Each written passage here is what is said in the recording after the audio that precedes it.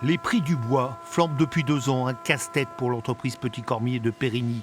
Cette menuiserie, spécialisée dans la charpente et l'aménagement intérieur, emploie 45 personnes. Le coût de la matière première y est primordial. Or, la hausse est permanente. Il y a eu des problèmes douaniers, la Covid, aujourd'hui la guerre en Ukraine, les prix du pétrole qui s'envolent. Bref, des facteurs multiples et à l'arrivée, les compteurs qui s'affolent. Le phénomène a touché en premier les bois les plus basiques, l'épicéa par exemple.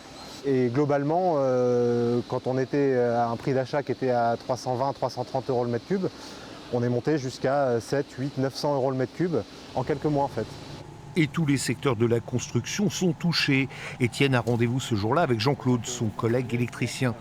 Lui connaît 2 problèmes, il a du mal à trouver du matériel et celui-ci est toujours plus cher. On est tout le temps en fonction du cuivre, donc plus ou moins on a tout le temps eu des augmentations plus ou moins aléatoires.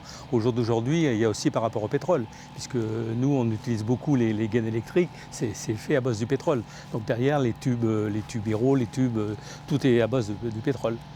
Et ça a considérablement augmenté ou ça Ça augmente de 30 à 40%, hein, c'est comme tout, une augmentation permanente. Mais quand les entreprises signent un devis, elles se doivent de le respecter. Si le chantier se fait quelques mois plus tard, le prix des matériaux ne correspond plus. Dur pour les bilans. Très concrètement pour l'entreprise, sur 2021, la moitié de la marge brute commerciale a disparu à cause de la flambée des prix du bois de charpente notamment. Donc on prend sur nos marges, effectivement, mais c'est vrai que c'est toujours très contrariant d'attaquer un chantier alors qu'on sait dès à l'avance, au moment où on attaque ce chantier, que les conditions économiques ne sont pas celles qu'on avait imaginées au départ.